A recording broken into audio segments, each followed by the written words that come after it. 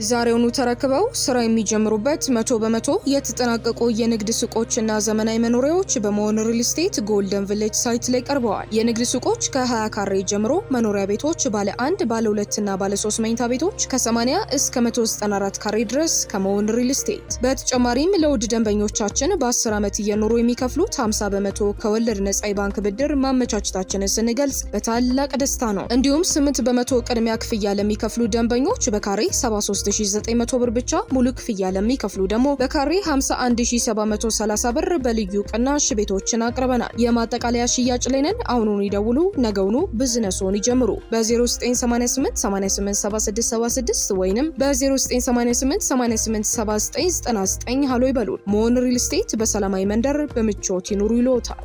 ይህ አዋዜ ልዩ ሰበር ነው። ኢራን ላይ የፋመ የጋመ ማጥቃት ለመክፈት የሚያስችላቸውን ውሃ ወለድ ኃይል የደገኑት የአሜሪካው ፕሬዝዳንት ዶናልድ ትራምፕ የቴህራን ገዢዎችን ፈጥናችሁ ወደ ድርድር ጠረጴዛ ኑና ለሚዛናዊ ውል ተደራደሩ፣ የኒውክሌር ጦር መሳሪያ አትይዙም፣ ጊዜው እያለቀ ነው፣ ጊዜ ቁልፍ ነው፣ ኢራኖች ከዚህ በፊት እንደነገርኳችሁ ውል ስምምነት ላይ ደረሱ ብለዋል። ፕሬዚደንቱ ትሩዝ በተሰኘው ማኅበራዊ ድረገጻቸው ላይ ዛሬ ባሰፈሩት በዚህ መልእክታቸው ባለፈው ዓመት ሰኔ ወር ቢ2 በተሰኙም ራዳር አምላጭና ሆደ ሰፊ በሆኑ እጅግ ዘመናዊ የጦር ጀቶቻቸው የፎርዶን ዩራኒየም ማበልጸጊያ ጨምሮ በኢራን የኒውክሌር ማበልጸጊያዎች ላይ ያዘዙትን ድብደባ በማስታወስ ሲያስገነዝቡ የአሁኑ ይከፋል ብለዋል። የፕሬዝዳንት ዶናልድ ትራምፕ መግለጫ የወጣው የኢራን ውጭ ጉዳይ ሚኒስትር አባስ አርጋቺ ሀገራቸው በዛቻና በማስጠንቀቂያ ስር ሆና እንደማትደራደር ፍርጥም ብለው ከገለጹ በኋላ ነበር። እንዲሁ በዛሬው ዕለት አርጋቺ እንደሚሉት ሀገራቸው ከአሜሪካ ጋር ድጋሚ ለመደራደር አልፈለገችም፣ ቢሆንም ደግሞ በዛቻና በማስፈራሪያ ስር አታደርገውም ብለዋል። ትራምፕ ኢራኖች እንደራደር እያሉ ነው በማለት መናገራቸው አይዘነጋም። የኢራን ውጭ ጉዳይ ሚኒስትር አርጋቺ ለሀገራቸው ሚዲያ በሰጡት መግለጫ በእኔና በአሜሪካው ልዩ መልእክተኛ ስቲቭ ዊትኮፍ መካከል በቅርብ ቀናት ውስጥ የተደረገ አንዳችም ግንኙነት የለም፣ ከእኛም በኩል ድርድር በመፈለግ ለአሜሪካ የቀረበ ጥያቄ የለም ብለዋል።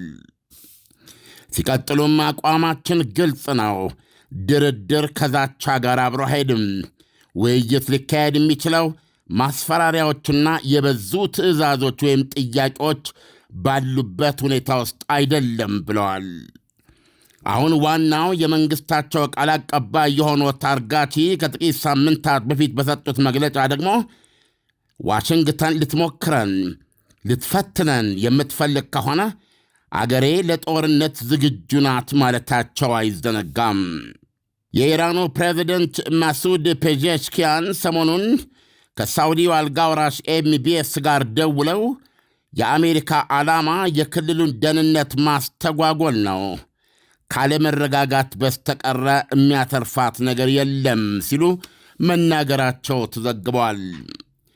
የኢራን ፕሬዚደንት ይበልጡኑ ደግሞ የኢራኑ ውጭ ጉዳይ ሚኒስትር ኢራን ከቶም እንደራደር አላለችም፣ በዚህ አይነት ሁኔታ ውስጥም አትደራደርም እያሉ፣ በሌላ በኩል ግን በቱርክ ውጭ ጉዳይ ሚኒስትር ሃካን ፊዳን በኩል ኢራን የኒውክሌሩን ጉዳይ እንደገና ለመደራደር ዝግጁ ናት የሚል መልእክት እንዲተላለፍ አድርገዋል።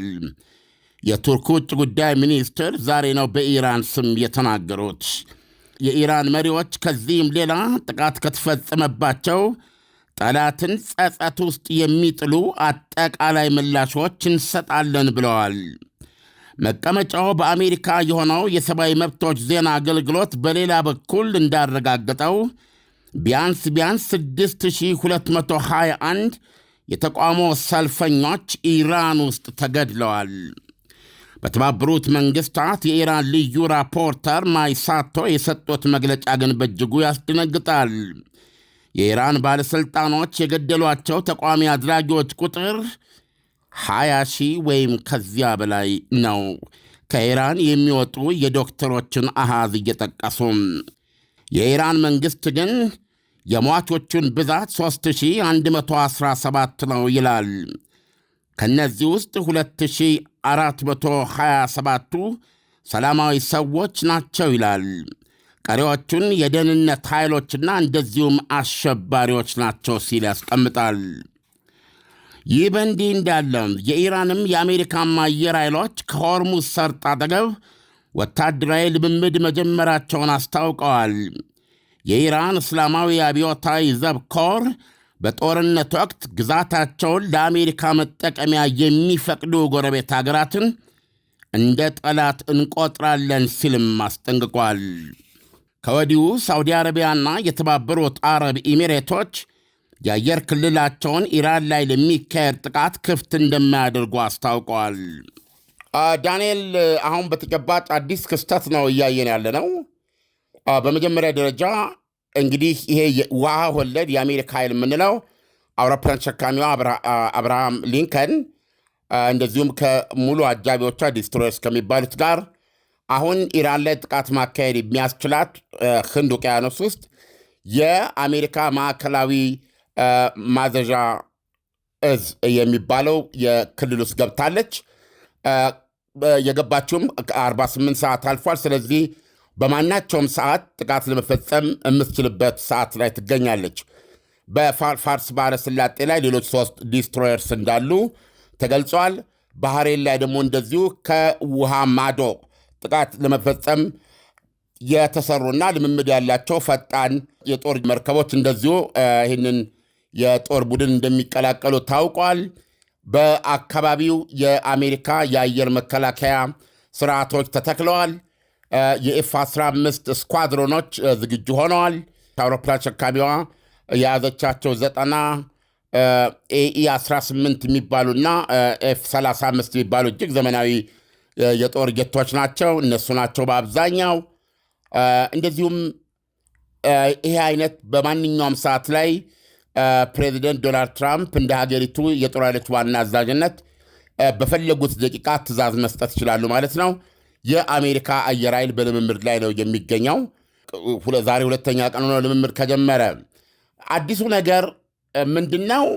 ዶናልድ ትራምፕ በቀጥታ የኢራን ላይ ጥቃት ሊሰነዝሩ ምክንያት ሆኖ የቀረበው ተቃውሞ ሰልፍ አድራጊዎችን ብትገሉ በሚል ነበር።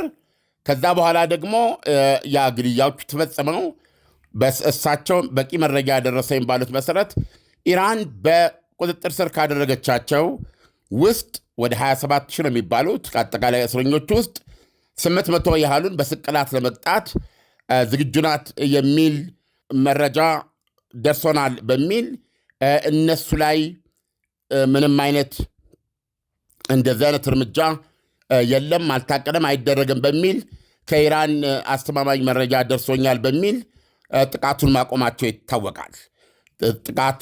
ኢራን ላይ ጥቃት ለመሰንዘር ምክንያት ያደረጉት ከገደላችሁ የሚል ነበር። እሱ ከዛ በኋላ ደግሞ ከሰቀላችሁ የሚል ነው። አሁን የምንሰማው ግን ምንድን ነው? ዛሬ ፕሬዚደንት ዶናልድ ትራምፕ በማኅበራዊ ድረገጻቸው የገለጹት ጠዋት ላይ በዋናው አዋዜ ላይ በዚህ ጉዳይ ላይ ዘገባ መጫናችን ይታወሳል እና በዛ ዘገባ ላይ ያነሳሁት ነገር ነበረ። እሱም ምንድን ነው? የእንግሊዟ ጠቅላይ ሚኒስትር ማርጋሬት ታቸር ፎክላንድ ደሴትን አርጀንቲናዎች ተቆጣጥረው ነበርና ከሊቨርፑል የእንግሊዝን ተዋጊ የጦር መርከቦችን እነዚህ ሄሊኮፕተር ተሸካሚዎችም ነበሩ። እነዚህን ወደ ግዳጅ ባሰማሩበት ወቅት ለአርጀንቲናዎች ያስተላለፉት መልእክት እነዚህ ውሃ ወለድ ኃይሎች እናንት ፎክላንድ ከመድረሳቸው በፊት ፎክላንድ ለቃችሁ ውጡ፣ ለሰላም ያላችሁ ጊዜ ነው የሚል ነው። አሁን ዶናልድ ትራምፕ እንደዚህ አይነት ነገር ነው የተከተሉት። ዳንኤል፣ አሁን እንደነገርኩ አብርሃም ሊንከን አውሮፕላን ተሸካሚና የእሱ አጃቢዎች በዙሪያ ያሉ ሁሉ ነገር አሁን ቦታውን ይይዟል። ልክ በዚህ ሰዓት ዶናልድ ትራምፕ ዛሬ ያስተላለፉት መልእክት ምንድን ነው? ኢራኖች የኒውክሌር ፕሮግራማቸውን በተመለከተ በፍጥነት ወደ ድርድር ኑ፣ ስምምነትም ድረሱ። አመዛዛኝ ወይም ሚዛናዊ ድርድር ነው የምናደርገው። ይሁንና አቶሚክ ቦምብ የሚባል ነገር አትይዙም። ስለዚህ ድረሱ፣ አለበለዛ ግን የሚከተለው ጥቃት ከባለፈው የአሁኑ ይባስ የሚያሰኝ ነው የሚል ማስጠንቀቂያ ነው ዛሬ የጻፉት። ስለዚህ አሁን አሜሪካ በማናቸውም ሰዓት ኢራን ላይ ጥቃት ብትሰነዝር የግድ ከተቃውሞ ሰልፈኞች ግድያ ወይም ደግሞ የታሰሩትን ካለመስቀል ገለመለ የሚያያዝ አይደለም። ዳይሬክትሊ ሌላ ጉዳይ ነው የመጡት። ኑና የኒውክሌር ፕሮግራማችሁን በተመለከተ ስምምነት ላይ ድረሱ፣ ውል ድረሱ፣ ተደራደሩ። ጊዜ የላችሁም።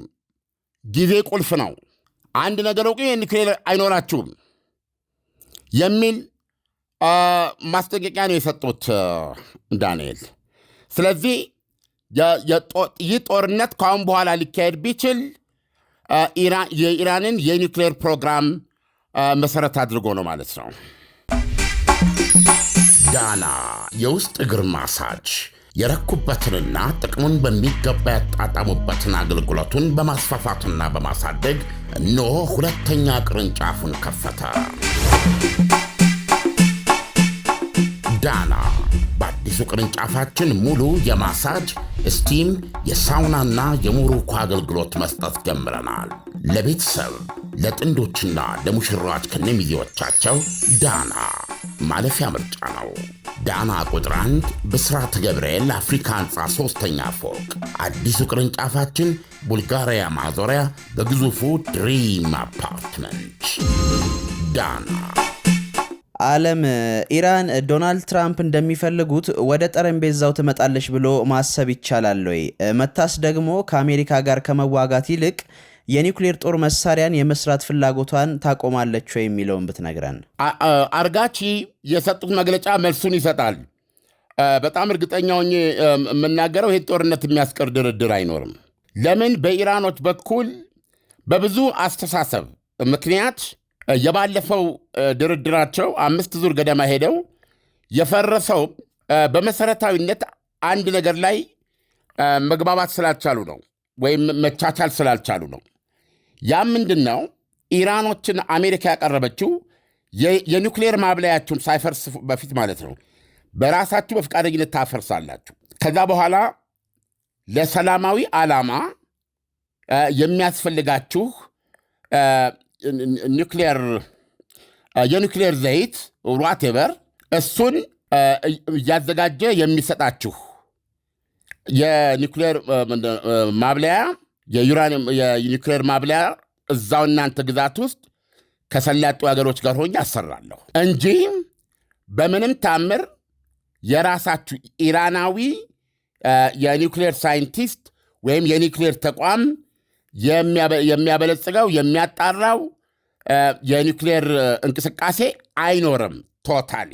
ሁለተኛ፣ እስካሁን ድረስ ከኢራኖች እጅ ያልወጣ ለዓለም አቀፉ የአቶሚክ ኃይል ኤነርጂ ተቋምም ሆነ በማንኛውም በኩል ያልወጣ ነገር ግን 90% የበለጸገ ዩራኒየም ወደ 400 ኪሎ ግራም የሚሆን ዩራኒየም ክምችት ኢራን በጇል።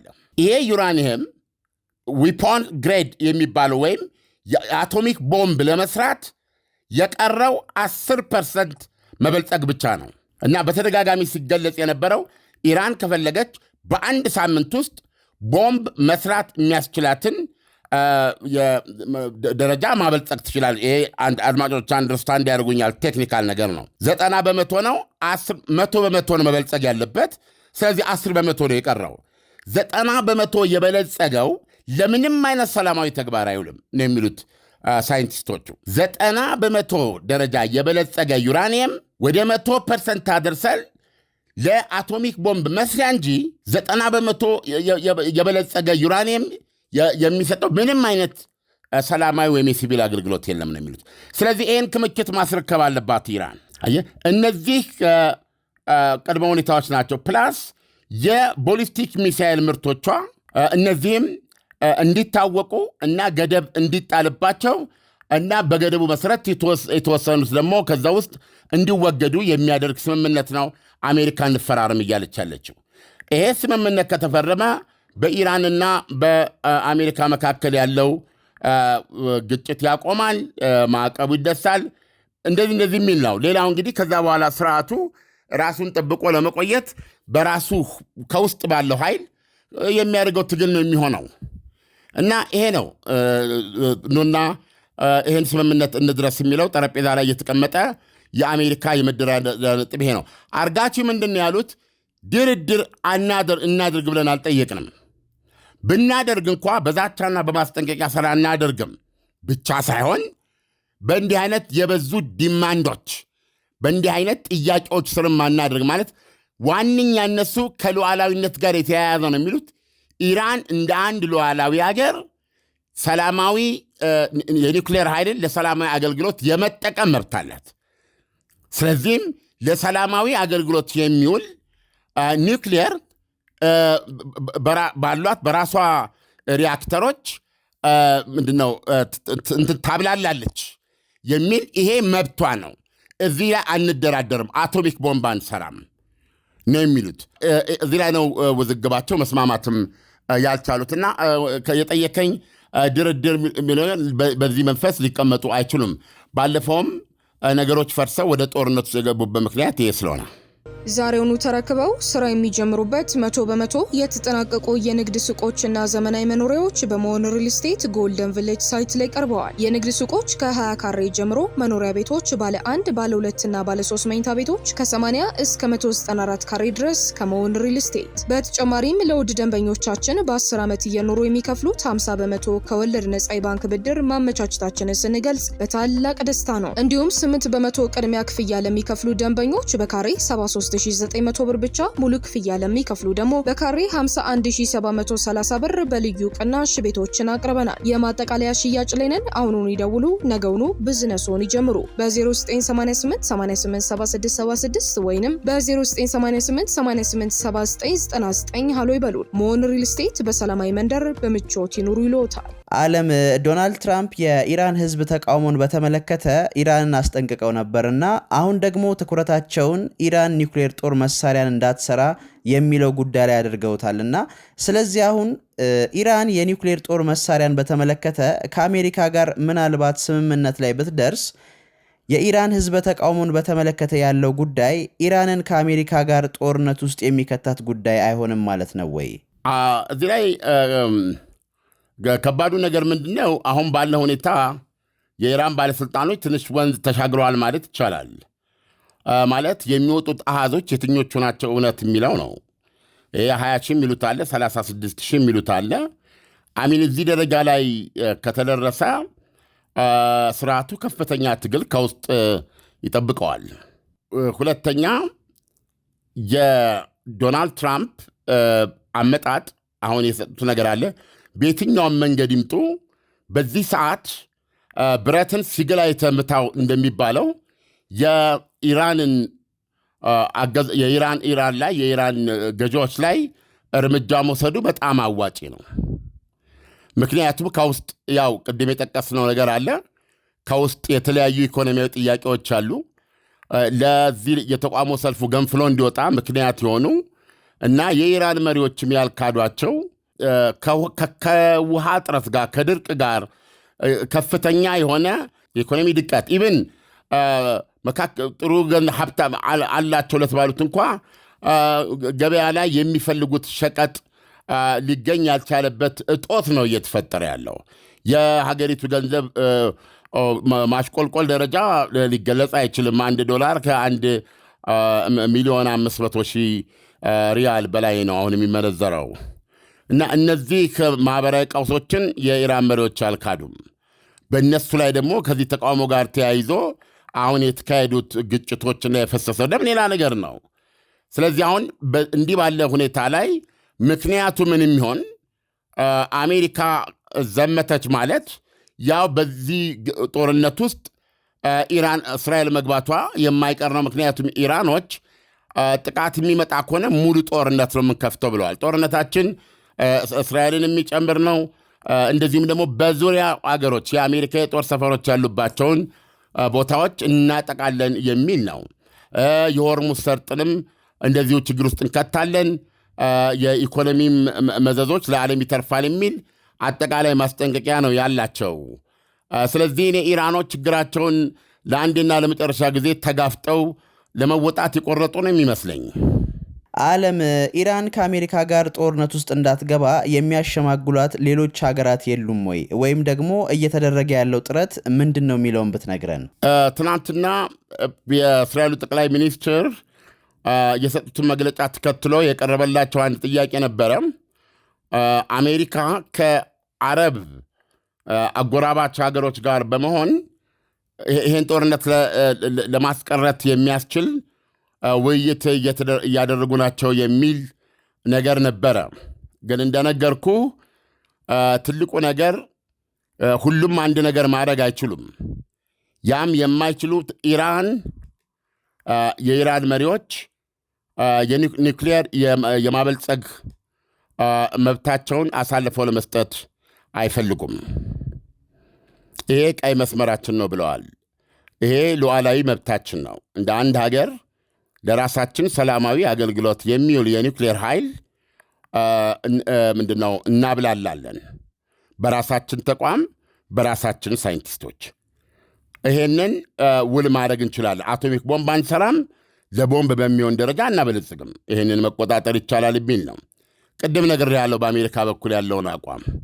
ስለዚህ ሁለተኛ ታሳቢ የሚያደርጉት ደግሞ የኢራን መሪዎች ያላቸው መረዳት ነው።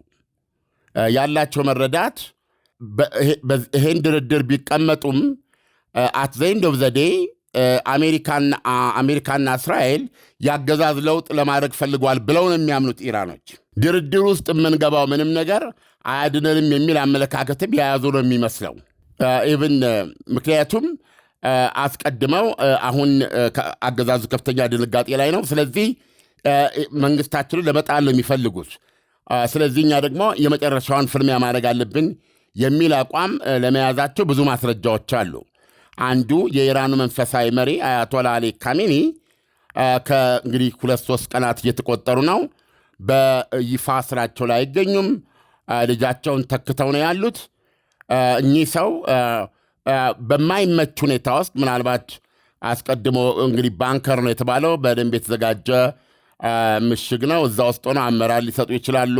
ያስችላቸዋል ያዋጋቸው፣ ወይስ ደህንነታቸውን ለመጠበቅ የሚችሉበት ቦታ ነው? ይሄ ሌላ ጉዳይ ነው። እዛ ውስጥ ነው የሚገኙት። ስለዚህ በኢራኖች መረዳት በዚህም ተባለ በዚያ የአሜሪካ ጥቃት የሚቀር ሆኖ አላገኙትም። ስለዚህ የመጣውን ለመጋፈጥ የቆረጡ ይመስላል። ዓለም፣ ለትንታኔው በጣም አመሰግናለሁ። መልካም ጊዜ ይሆንልህ። መልካም ጊዜ ዳና። ዳና የውስጥ እግር ማሳጅ የረኩበትንና ጥቅሙን በሚገባ ያጣጣሙበትን አገልግሎቱን በማስፋፋትና በማሳደግ እነሆ ሁለተኛ ቅርንጫፉን ከፈተ።